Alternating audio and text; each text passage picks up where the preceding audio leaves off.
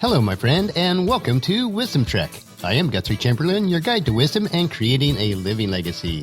Thank you for joining us for our 3-day per week, 12 Minutes of Wisdom podcast.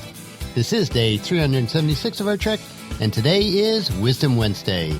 Every Wednesday we will explore for the nuggets of wisdom found in the book of Proverbs, and today we will continue with chapter 12, verses 17 through 28.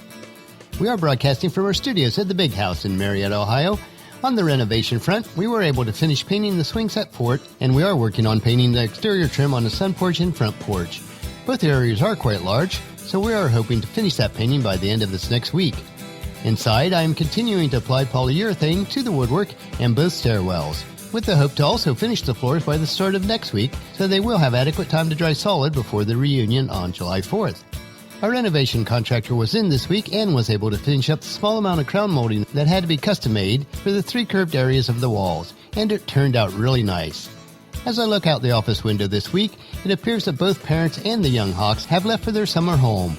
We will miss watching them and hope that they will return again next year. But it's now time to go exploring for those precious nuggets of wisdom that are found in Proverbs, and today our title is Truthful Words Stand the Test of Time. Let's start right in with verse number 17. An honest witness tells the truth. A false witness tells lies. Now on the surface, this verse appears very obvious. But if you have ever been in a courtroom during a major trial, you will know that there are many times where lies are made to appear as the truth. I had a friend that went through a very long and drawn-out legal battle where the prosecutor pushed hard for a plea bargain. This would have required him to confess to a lesser crime when he committed no crime at all. Although he had to suffer through the process for 18 months, he finally had his day in court and was vindicated of all the charges because he was steadfast with the truth. In the same way, God desires us to always be honest in our testimony and cling to the truth. Regardless of the circumstances, we need to stand on the truth. Justice will prevail because a false witness will be known for his lies. Verse number 18. Some people make cutting remarks, but the words of the wise bring healing. Cruel words can cut to the very soul of a person, and those who speak them are not wise. You can't know if a person is wise by how they talk to and about others. In contrast, a wise person will heal instead of cut. They are willing and ready to heal the wounds of those who have been cut down by those who are unwise. It is our responsibility to be kind and compassionate at all times and in every situation. Verse number 19. Truthful words stand the test of time, but lies are soon exposed. There is no substitute for always telling the truth. Although it may be difficult, there is never a reason to lie. When you practice telling the truth all the time, you never have to be concerned about what you told to whom, because it is the truth and the truth does not change. Our society has become so accustomed to situational ethics that it has become the norm in both personal and business life. Our ethics, which are driven by our integrity, should never be changed based on the situation that we happen to be in from one day to another. Truth does last forever, but those who practice telling lies will soon be exposed for who they truly are, and that is a liar. Verse number 20. Deceit fills the hearts that are plotting evil. Joy fills the hearts that are planning peace. You can tell a lot about a person just by their demeanor. A person who is contentious and not at peace is a person whose heart is filled with deceit. They are never satisfied with themselves or others, so they are always plotting and scheming to take advantage of another person. In contrast, a person who is at peace with themselves and others is a person whose heart is filled with joy. The joy promotes that peace. Verse number 21. No harm comes to the godly, but the wicked will have their fill of trouble. A person who is good and godly will be wise enough not to put themselves into situations that may cause them harm. They dwell in God as their shelter. On the other hand, those who practice evil will end up in situations that are not good and has the potential for continual trouble. Verse number 22. The Lord detests lying lips, but he delights in those who tell the truth.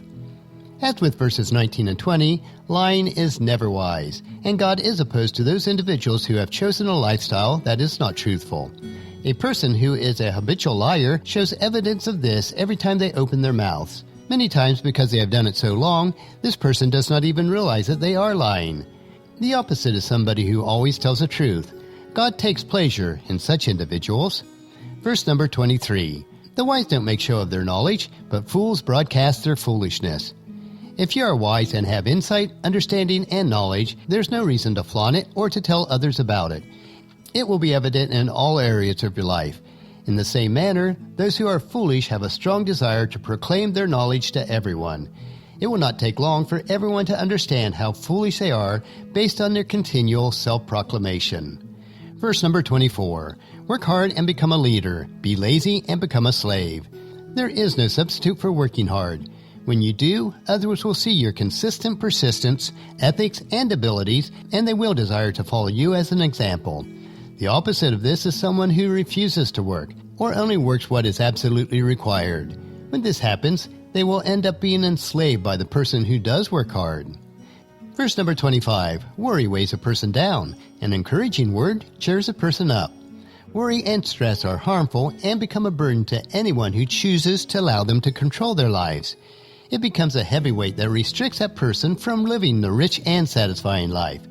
In contrast to this, when we are free from fear, worry, and stress, then we will have the energy and capacity to proactively encourage others. When we make it a habit of encouraging others, we will be refreshed and filled with encouraging cheer also. Verse number 26. The godly give good advice to their friends, but the wicked lead them astray. The good and godly person always wants what is best for the other person. They are ready and willing to share advice and instructions when it is needed. The wicked may act as if they desire to assist others, but they selfishly lead others down the road to the wrong path for their own purposes. Verse number 27. Lazy people don't even cook the game they catch, but the diligent make use of everything they find. Lazy people waste all the resources that they have either earned or that have been given to them. They are not willing to work hard to do what is necessary to enjoy life and assist others. In contrast to the lazy person, the diligent person works hard and wisely and utilizes everything that he has. And verse number 28. The way of the godly leads to life. That path does not lead to death. There are two primary paths in life. If you follow the way of the godly, then the trail leads you to a rich and satisfying life. When choosing this path, you do not have to be concerned about the outcome because it always leads to life. The path of the wicked is a downhill path of a life of destruction and eventually even spiritual death. Well, that completes our exploration for the nuggets of wisdom found in the second half of Proverbs chapter 12. There are so many that we can apply to our everyday life so that we will become wiser. The key of this section is to be truthful in all that you do because truth will stand the test of time. Our next track will be Philosophy Friday, where we will forge the trail of attitude within the cycles and seasons of life. So encourage your friends and family to join us and then come along with us on Friday for another day of Wisdom Trek, Creating a Legacy. That will finish our trek for today. Just as you enjoy these doses of wisdom, we ask you to help us to grow Wisdom Trek by sharing it with your family and friends or in person when you meet with them and invite them to come along with us each day. If you'd like to listen to any of the past daily treks, they are available at wisdom-trek.com. And don't forget to subscribe to Wisdom Trek on iTunes, Spreaker, Stitcher, SoundCloud, iHeartRadio, or Google Play so that each trek will be downloaded to you automatically. The journal for today's trek is available at wisdom-trek.com. And I thank you so much for allowing me to be your guide, your mentor, but most importantly, I am your friend as I serve you through the Wisdom Trek podcast and journal. As we take this trek together, let us always live abundantly, love unconditionally, listen intentionally, learn continuously, lend to others generously, lead with integrity, and leave a living legacy each day.